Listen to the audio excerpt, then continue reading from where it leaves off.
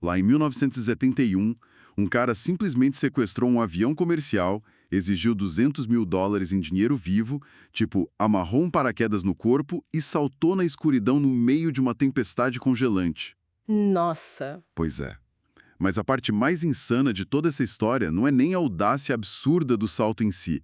É o fato de que a única razão pela qual a ciência moderna tem alguma ideia clara do que esse homem fazia para viver se resume a uma gravata preta. Uma gravata de encaixe que custava tipo US$ 1,50. É um contraste absolutamente surreal, né? Totalmente. Se a gente parar para pensar, temos a escala colossal de um crime federal que mobilizou o país inteiro de um lado, e do outro, a pequenez minúscula da pista que foi deixada para trás. É basicamente um fragmento de tecido sintético que acabou virando o mapa da vida de uma pessoa. Exato. E é por isso que hoje o nosso mergulho profundo vai dissecar cada engrenagem do único sequestro aéreo não resolvido em toda a história dos Estados Unidos. O fatídico voo 305 da Northwest Orient, que aconteceu em 24 de novembro de 1971. Aham. E, para fazer essa análise aprofundada, a gente trouxe uma pilha gigantesca de fontes. Vamos cruzar dados de relatórios e arquivos do FBI que foram desclassificados ao longo de décadas, examinar o trabalho de microscopia forense incrível do grupo independente Citizen Sleuth. Esse trabalho deles é fantástico. Muito. E também vamos avaliar os dossiês investigativos do Tom Colbert e até debater descobertas físicas fresquinhas, sabe? Coisas publicadas em reportagens do jornal Tribune, agora em 2024. E a missão de todo esse nosso trabalho com as fontes hoje é separar cirurgicamente o que é folclore do que é ciência sólida. Para quem está acompanhando e gosta de aprender como conectar os pontos num cenário que é puro caos, esse é o estudo de caso perfeito. Com certeza. Mostra bem como a tecnologia moderna tenta desenterrar os fantasmas do século passado. Sem dúvida. Mas antes da gente traçar a linha do tempo do crime, a gente precisa fazer uma correção de rumo logo de cara. Uma correção histórica fundamental que os arquivos iniciais das fontes já impõem. Manda ver. Aquele nome super famoso, D.B. Cooper. O clássico. Pois é, esse nome que foi repetido à exaustão em filmes, documentários, na cultura pop inteira. Ele simplesmente nunca existiu. Sério? Sim, foi um erro puro de comunicação. A mídia local ouviu a polícia interrogando rapidamente um morador lá da região com esse nome, o fato vazou de forma toda errada e o mito simplesmente cristalizou. O passageiro misterioso, na verdade, comprou a passagem dele só de ida em dinheiro vivo e ditou para o atendente o nome Dan Cooper, Dan, não DB. Caramba! Um pequeno erro ali na origem que prova como a desinformação cria vida própria muito rápido, né? Mas voltando ao plano inicial desse cara que a gente vai chamar de Dan Cooper. O negócio transpirava o controle frio de um roteiro de cinema. Total. Imagina a cena. Um passageiro vestindo um terno impecável, super sereno, que pede educadamente um bourbon com refrigerante para a comissária. Aí ele abre sutilmente uma maleta para revelar um emaranhado metódico de fios e cilindros vermelhos. E então ele exige US$ 200 mil em notas de 20. O que, tipo, hoje valeria muito mais de US$ 1 milhão. E além do dinheiro, ele pede 4 paraquedas. Isso, 4 paraquedas. Mas toda essa precisão suíça simplesmente desintegra no momento em que ele decide abrir a porta traseira daquele Boeing 727 e saltar. Pular na noite em algum lugar entre Seattle e Reno. O planejamento lógico dá lugar ao caos absoluto. É aí que a coisa muda de figura. Porque para entender quem poderia ter feito isso, primeiro a gente precisa olhar para o que o sequestrador enfrentou de verdade e o que ele deixou para trás. Então me fala das condições.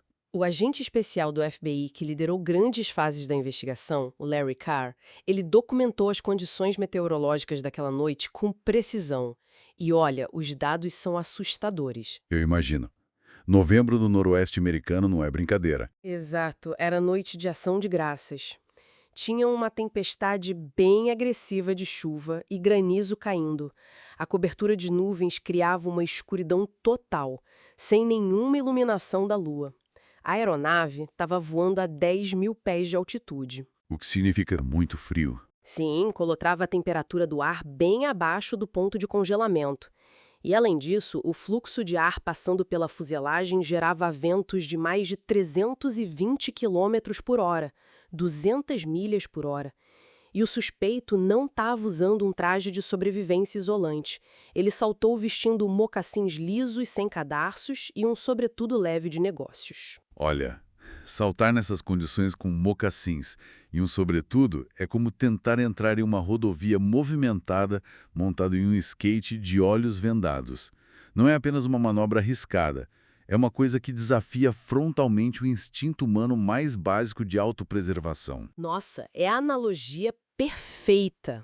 Porque o simples choque térmico ou o salavanco forte da abertura do paraquedas poderiam facilmente ter arrancado os sapatos dele, as roupas dele. Ou causado uma perda imediata de consciência pela força G gerada. Exatamente. O que nos leva ao detalhe que eu acho mais controverso de todo esse evento. Uma falha ou anomalia física nos equipamentos que ele levou. Conta mais sobre isso. Lembra que o Cooper solicitou 4 paraquedas e a polícia atendeu rapidinho pegando material emprestado de uma escola de paraquedismo civil lá perto? Lembro, você comentou. Então, as fontes mostram um detalhe crucial. Acontece que um dos paraquedas de reserva que foram entregues a ele era o que eles chamam de dummy chute. Um equipamento de treinamento? Sim, um equipamento puramente educativo, feito só para ser demonstrado numa sala de aula para alunos. O velame, sabe aquela parte de nylon que efetivamente capta o ar para segurar a queda? Sei. Aquilo estava totalmente inutilizado, estava costurado com fios pesados, jamais abriria. Caramba, deixa eu entender isso direito. Ele exigiu 4. Ele deixou 2 no avião e saltou levando 2 com ele. Um equipamento principal para as costas e esse equipamento de reserva falso e inútil para o peito. Isso mesmo. A grande charada é a seguinte, então. Será que ele, num ato de genialidade improvisada, pegou esse paraquedas de reserva sabendo que era falso e usou as cordas e lonas dele apenas para amarrar firmemente aquele saco de lona super pesado cheio de dinheiro ao próprio corpo? Essa é uma possibilidade. Ou num cenário totalmente oposto, no meio de todo aquele nervosismo e do breu que devia estar na cabine, ele acidentalmente vestiu um equipamento letal no peito, sem sequer verificar os lacres de segurança e as costuras. E a resposta a isso define quem a gente está caçando. Se ele cortou as linhas sabendo que o equipamento era inútil para voo, a gente vê um operador altamente consciente das ferramentas dele, que improvisou um arnês de carga brilhante. Um profissional frio. Exato. Mas se ele acoplou aquilo aos ganchos de segurança, esperando que o negócio salvasse a vida dele numa emergência, estamos diante de um amador precipitado com muita sorte, ou cuja sorte foi decidida pelo acaso lá embaixo. E a realidade é que as buscas extensas por todas aquelas florestas montanhosas do estado de Washington não revelaram cratera de impacto, não acharam pedaços de lona rasgada, nem um corpo. Nada. Evaporou. Por muito tempo, as provas físicas se limitavam apenas àquela gravata preta de encaixe da JCPenney, deixada no assento 18E, e ao dinheiro. Quase 10 anos depois, em 1980, um garoto que estava brincando de cavar areia nas margens do Rio Colômbia encontrou tufos apodrecidos de notas de 20. Eram cerca de $5.800. E os números de série batiam com a lista meticulosa lá do banco que forneceu o resgate. Foi a primeira prova real depois de anos. Contudo, muito antes do dinheiro ser achado, o legado físico do tal Dan Cooper alterou a engenharia aeroespacial global de uma maneira permanente. Como assim? A simples constatação de que alguém poderia ir lá e baixar a escada traseira ventral de um Boeing 727 no meio de um voo forçou a FAA, a Administração Federal de Aviação dos Estados Unidos, a exigir uma reconfiguração imediata de toda a frota desses modelos e dos DC-9. Ah, claro, a famosa trava. Isso. A solução que eles implementaram ficou mundialmente conhecida como Cooper Vane, ou o catavento de Cooper. E a mecânica por trás dessa trava é fascinante justamente porque, não depende de computadores ou fios elétricos complicados. Depende puramente da física elementar. Como funciona exatamente? É basicamente uma pá plana conectada a uma dobradiça com mola na parte externa da fuselagem do avião. Quando a aeronave está parada no aeroporto, a mola segura a pá numa posição inativa e a porta funciona normalmente para todo mundo embarcar.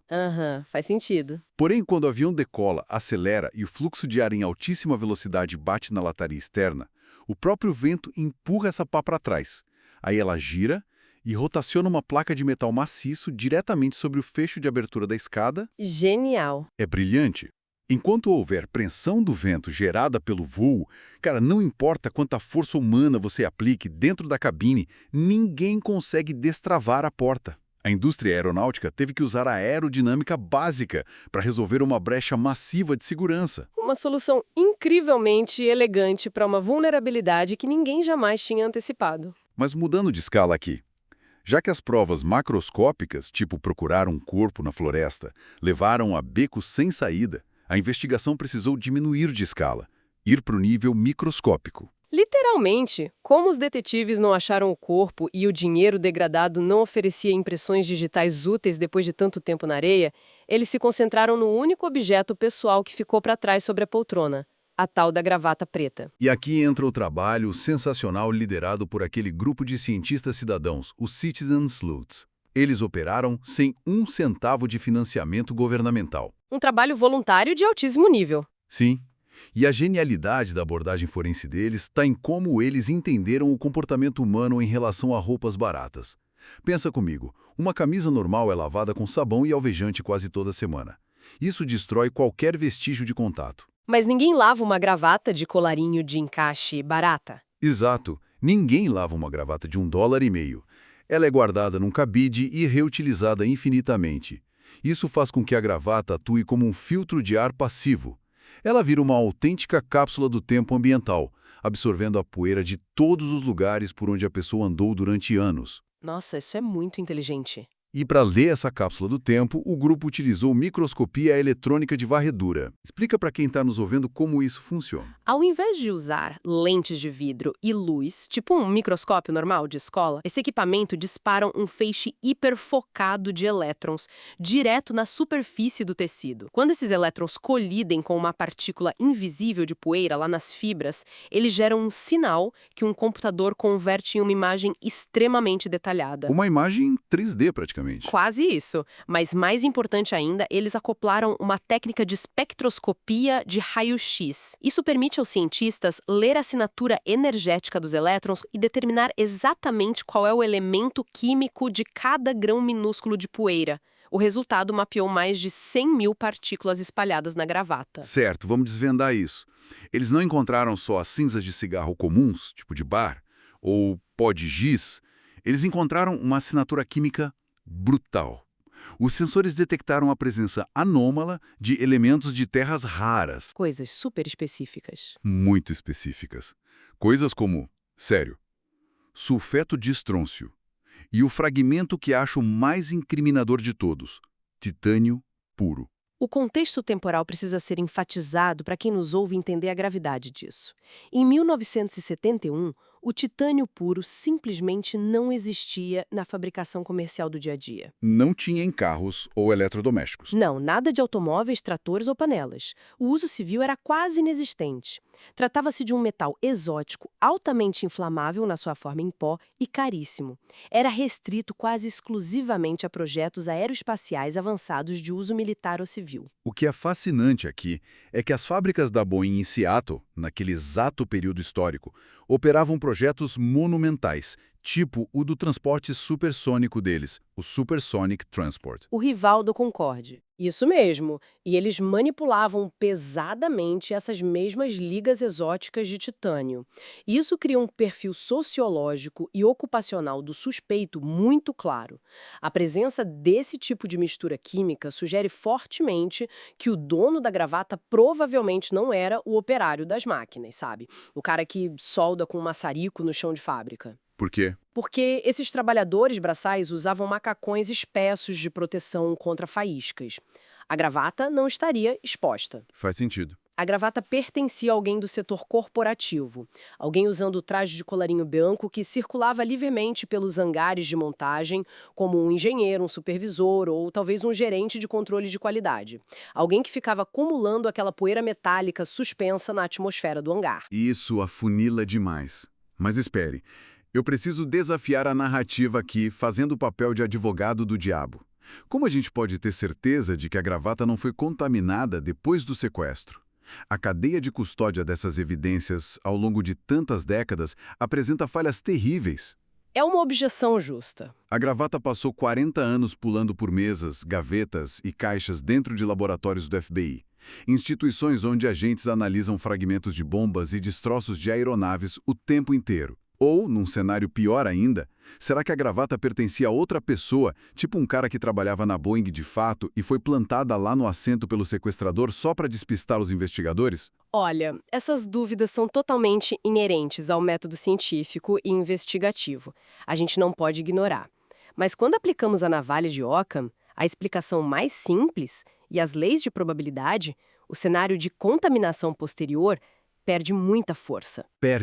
Perde a chance estatística de uma combinação tão única e unificada de sério, sulfeto de estronço e tipânio puro cair por mero acidente em uma mesa de laboratório de forma tão bem distribuída por todas as fibras da gravata e não apenas em um único borrão concentrado, é estatisticamente quase nula. Ah, entendi. Seria espalhado demais para ser um acidente de laboratório. Exato.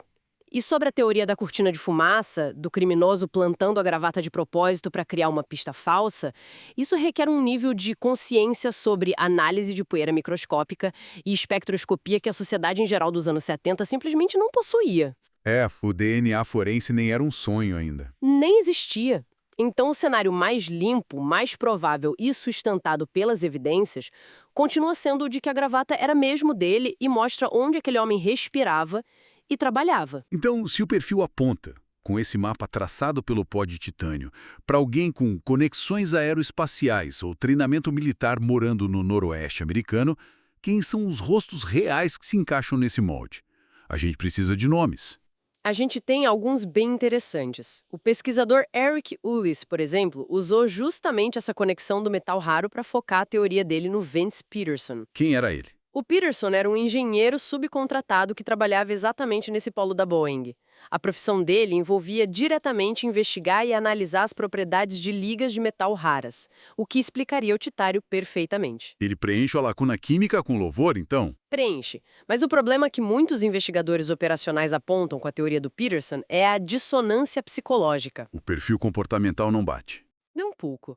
Há uma vasta diferença entre ser um engenheiro de laboratório lidando com fumaça de metais de alta resistência durante o expediente e ser um sujeito com a capacidade mental, a ausência de pânico e o domínio do medo necessários para sequestrar um avião inteiro com uma bomba, falsa ou verdadeira, e depois se atirar no vazio, numa tempestade letal. São habilidades completamente diferentes. Você precisa ter gelo nas veias. Exato. E é por essa discrepância que os focos da investigação mais incisiva frequentemente giram em torno de outro tipo de perfil, alguém que transpira adrenalina e treinamento militar, os paraquedistas. O que nos leva a focar num dos caras com o currículo mais de filme de ação dos arquivos policiais, o Robert Rackstraw. Esse cara é o veterano conquistador. Esse nome sempre aparece nas investigações. Sempre. E olha, se os investigadores pudessem desenhar o suspeito ideal do zero, ele teria o currículo do Rackstraw. Ele foi expulso do exército americano em 1971. O mesmo ano do sequestro? O exato mesmo ano, poucos meses antes do voo 305. Ele era um veterano da Guerra do Vietnã, treinado como especialista em explosivos e demolições, carismático demais e sem emprego depois da expulsão, mas com muito treinamento tático e, provavelmente, ressentido com o governo. Uma bomba relógio. Demais. E o investigador Tom Colbert mergulhou fundo nele. Mostrou que o Rackstraw tinha não só a capacidade, mas uma autenticamente mente criminosa profunda. Ele era um cara audacioso que mais tarde chegou a ser julgado e absolvido por assassinato. Sério? Sim. E ele também chegou a ser preso por roubar um aviãozinho, forjou a própria morte num rio. Enfim, um histórico caótico. E o Colbert até encontrou e analisou cartas anônimas da época, enviadas para repórteres que tinham códigos ocultos. Quando decifrados, diziam algo como: "Eu sou o primeiro-tenente Robert Rackstraw." Se conectarmos isso ao cenário maior do planejamento tático, o currículo dele preenche absolutamente todas as lacunas do crime. Ele tinha o conhecimento de paraquedas e de explosivos. Mas por que o FBI o descartou inicialmente na fase crítica do caso? Qual foi o motivo? A idade. Os protocolos do FBI nos anos 70 dependiam imensamente, de forma quase cega, das descrições das testemunhas visuais. As comissárias de bordo que sentaram do lado dele, serviram bebidas, acenderam os cigarros dele, elas descreveram unanimemente um indivíduo com aparência mais velha, alguém entre 35 e 45 anos. E o Hextraw tinha o quê? O Axtraw tinha 28 anos. Ele parecia muito jovem. Ah, entendi. Mas, cara, o que a ciência forense e a psicologia cognitiva revelaram nas décadas seguintes sobre a memória humana é que ela é super falha, principalmente sob estresse traumático. Totalmente. Imagina você tentar manter a calma, sabendo que o cara com quem você está conversando casualmente tem cilindros de dinamite na maleta e a mão dele está segurando os detonadores. O seu cérebro cria falsas consolidações de memória. Mas na época, o FBI tratava a descrição física das testemunhas como lei absoluta. Uma verdade incontestável. Sim, eu lembro que tinha outro cara, o Kenneth Christensen. A revista New York Magazine fez uma matéria enorme sobre ele. E o FBI simplesmente apagou ele da lista oficial por motivos parecidos e básicos. As testemunhas falaram que o Cooper tinha olhos escuros, pele morena e altura média. O Christensen foi rejeitado porque era baixo, tinha uma constituição leve, pele super pálida e olhos cor de mel. Isso levanta uma questão estrutural importante nas ciências investigativas. Quando a gente deve jogar fora o testemunho visual, que está sujeito a todo esse trauma e falha de memória, em favor do modo de operação de um suspeito e das evidências materiais? E esse dilema ganha um peso colossal quando olhamos para a subcategoria dos imitadores. E se o suspeito ideal não for alguém que apenas se parece com um perfil militar e metalúrgico, mas alguém que cometeu um crime quase idêntico alguns meses depois? Exatamente. Nós precisamos falar sobre Richard Floyd McCoy. O nível de semelhança do crime dele com o de Dan Cooper é perturbador. Em abril de 1972... Míseros 5 meses depois. Isso, 5 meses depois do desaparecimento do Cooper. O McCoy embarca num voo do United Airlines. O modo de operação dele é idêntico. Ele exige dinheiro de resgate, só que dessa vez, $500 mil. Pede equipamentos de salto de paraquedas, abre a escada traseira do avião em pleno voo noturno e, acredite se quiser, sobrevive ao salto. E como ele foi pego? Em menos de 72 horas. Porque ele cometeu um erro básico. Deixou uma revista largada na cabine com uma impressão digital enorme exposta na capa. Bom, a sorte não sorri para todo mundo 2 vezes. Pois é. O McCoy foi preso, foi condenado e acabou sendo morto num tiroteio com os agentes do FBI anos mais tarde, depois de organizar uma fuga espetacular da prisão, usando uma arma de fogo feita de sabão e pasta de sapato. Caramba! E ele foi investigado como sendo o Cooper original? Foi interrogado na época, mas, de novo, os anos 70 atacaram. Ele foi isento como suspeito do caso Cooper exatamente pelo mesmo motivo frágil do Hextraw.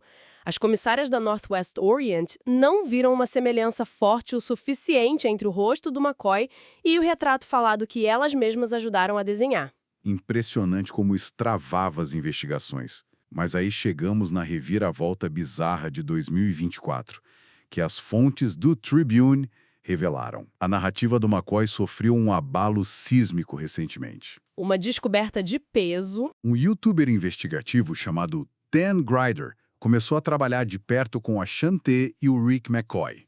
Eles são os filhos biológicos do Richard McCoy. E eles fizeram uma descoberta chocante. Eles encontraram um paraquedas militar na propriedade antiga da família. Um equipamento modificado de forma extremamente específica. O Grider chamou de um equipamento 1 em 1 milhão. Estava escondido lá por décadas. Nossa! E o mais tenso é que os próprios filhos admitiram publicamente que eles suspeitavam do próprio pai há muito tempo, mas mantiveram esse segredo sombrio guardado porque morriam de medo que a mãe deles fosse indiciada pelo governo como cúmplice retroativa do sequestro de 71. Essa evidência recente supostamente sacudiu as coisas por lá. Segundo as fontes do jornal, mesmo com o caso oficialmente encerrado, o FBI estaria agindo nos bastidores. Relatos afirmam que eles reabriram o caso não oficialmente. Eles teriam mandado unidades para confiscar esse paraquedas militar pesado da propriedade, apreender um diário de bordo antigo da família e, o mais crítico, coletar amostras de DNA diretamente do Rick McCoy para fazer testes comparativos. E aí a gente volta àquela questão de antes. Um clássico confronto entre o modo de operação e evidências materiais contra a falibilidade de uma comissária exausta. A descrição humana dela nos anos 70 deveria pesar mais do que um paraquedas modificado escondido na casa de um imitador comprovado. É um debate que ainda vai longe. Mas e finalmente deixamos a ciência sólida, as gravatas de laboratório e os imitadores armados para trás? E a gente precisa explorar o elemento humano mais excêntrico de toda essa investigação, a peça mais estranha desse quebra-cabeça. Sheridan Peterson. O próprio.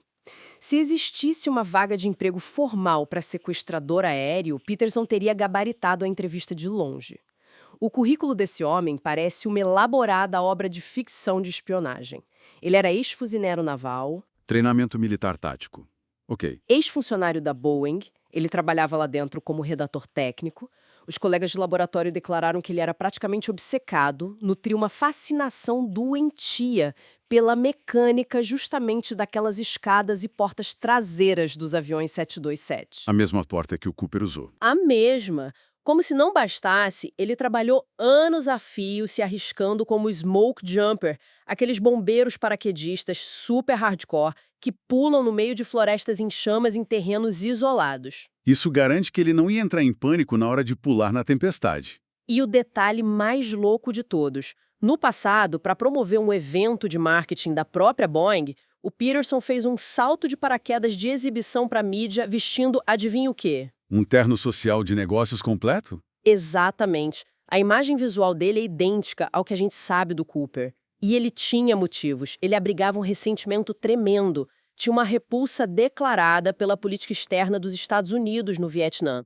Isso fornecia um combustível ideológico para dar um tapa na cara da gigante da aviação comercial e envergonhar as autoridades americanas. O perfil bate em absolutamente todas as caixas. Mas aí a gente chega no álibi dele, que é simplesmente o mais bizarro que eu já vi em toda essa pesquisa. Quando a polícia foi questionar onde o Peterson estava no fim de semana do dia 24 de novembro de 1971, ele respondeu seriamente que estava morando numa cabana de barro rústica, no meio do nada, né? Sim, no meio do nada, no Nepal, vivendo uma vida cética, lá na Ásia. Como alguém vai provar ou desmentir residência numa cabana isolada no Nepal na década de 70? É o álibi perfeito e inaudito. É surreal. E essa história rendeu até muito tempo depois. Décadas mais tarde, quando Peterson já era um senhor idoso e doente morando na Califórnia, o portal The Mountain News documentou uma anedota hilária envolvendo ele. Conta essa da cesta de presentes. Pois é, alguns investigadores amadores da internet, na tentativa de provocar algum deslize emocional que servisse como confissão, descobriram o endereço dele. Eles organizaram e enviaram uma cesta de presentes caríssima, cheia de vinho fino, queijos importados, e mandaram entregar direto na porta da casa dele em 2011. E como ele reagiu? A resposta por carta dele é fascinante. Ele foi grato pela comida, é claro. Começou agradecendo, dizendo que envelhecer nos Estados Unidos traz muita solidão, mas na mesma página o tom vira completamente paranoico.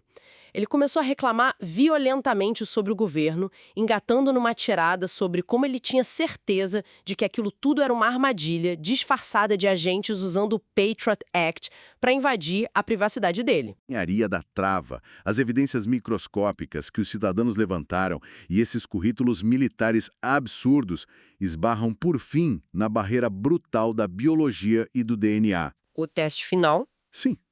Então, o que tudo isso significa quando olhamos para o DNA na gravata? Quando os cientistas forenses finalmente tentaram cruzar o material genético da tal gravata com a base de dados de todos esses suspeitos, Peterson, McCoy, Hextra, o resultado foi desastroso. Não existia uma única assinatura limpa e definidora esperando para desmascarar o culpado. O material continha uma bagunça genética. E existe uma explicação simples para isso. O que as pessoas chamam de touch DNA, que é aquele depósito de células minúsculas que caem da pele pelo simples atrito do pescoço ou das mãos na roupa, ele é super vulnerável à transferência e à degradação ambiental. Quando os peritos tentaram extrair as amostras dos nós do tecido, o relatório acusou a presença de pelo menos 3 perfis masculinos completamente diferentes impregnados na linha. 3 perfis diferentes? E aí você se pergunta, como é que um promotor vai levar isso para o tribunal? De quem é o DNA que importava ali? Era do passageiro, fantasma? Da comissária, do piloto que examinaram os assentos nervosos horas depois do pouso? Ou os próprios investigadores federais, né? Exato. Os agentes que empacotaram as evidências usando métodos precários lá nos anos 70, muito antes de usarem máscaras e luvas de látex obrigatórias para não contaminar a cena. Além disso, as fontes que os investigadores independentes levantaram mostram que os agentes do FBI que entraram inicialmente naquele avião no aeroporto de Reno nem viram a gravata no assento durante a primeira rodada de buscas. O que abre a possibilidade terrível de que a cadeia de custódia foi severamente maculada desde o minuto 1, e que todo o material químico e genético da gravata pode não significar nada conclusivo legalmente. Essa neblina impossível de contaminação orgânica e o fato de que os principais suspeitos não batiam perfeitamente com os parcos relatos visuais levaram o governo a uma decisão drástica. Em julho de 2016, o FBI redirecionou os recursos de inteligência, cortou orçamento para isso e encerrou oficial e burocraticamente a investigação ativa do caso Norjack, que era o nome da operação. Fecharam os livros. Isso nos leva a olhar retrospectivamente para a nossa jornada de hoje. Fomos das partículas microscópicas de pó de titânio mapeando indústrias, até notas de $20 apodrecendo num rio, e uma galeria de suspeitos que é digna de um roteiro de Hollywood. A gente discutiu metalúrgicos com as mãos sujas de pó exótico, ex-militares com tendências suicidas no escuro, imitadores perfeitos e ativistas morando no Nepal. E essas histórias importam porque elas mostram para quem nos ouve os limites reais da nossa tecnologia, os limites dos microscópios hiperfocados e da genética perante a complexidade humana, o caos do acaso. A ciência não tem como decifrar as intenções ocultas de um homem no meio da noite. E para encerrar o nosso mergulho por esse caso fantástico, eu quero deixar quem está escutando a gente com um último pensamento provocativo. Uma reflexão que não foi totalmente digerida nas manchetes e programas oficiais sobre o caso, baseada num detalhe dos relatórios. Qual detalhe? O sequestrador saltou no meio do noroeste americano no meio de um furacão de vento e chuva gélida. E ele saltou amarrado a um paraquedas de reserva de treinamento que, como a gente falou lá no começo, estava literalmente costurado com fios pesados. Não ia abrir de jeito nenhum. O famoso dummy chute. Sim. E se o Dan Cooper fosse mesmo essa mente brilhante que a mídia e a cultura pop pintaram ao longo de 50 anos? Sabe, um engenheiro aeroespacial genial, ou um paraquedista de elite tático super preparado como o Hextraw ou o Peterson? Como um cara desses cometeria o erro mais letal e básico imaginável, de não checar o seu próprio equipamento de sobrevivência antes de abrir uma porta 10 mil pés de altura? É o tipo de erro que custa a vida em 5 segundos. Pois é, o que nos leva à verdadeira dúvida sombria dessa história. Será que isso significa que esse homem que o mundo passou a chamar de D.B. Cooper cometeu um erro genuíno na pressa e morreu? Ou será que ele, na verdade, nunca teve a intenção real ou a menor vontade de sobreviver àquela queda naquela noite escura de novembro? Deixo a pergunta no ar para que pesquisem por conta própria. Obrigado por nos acompanhar e até a próxima.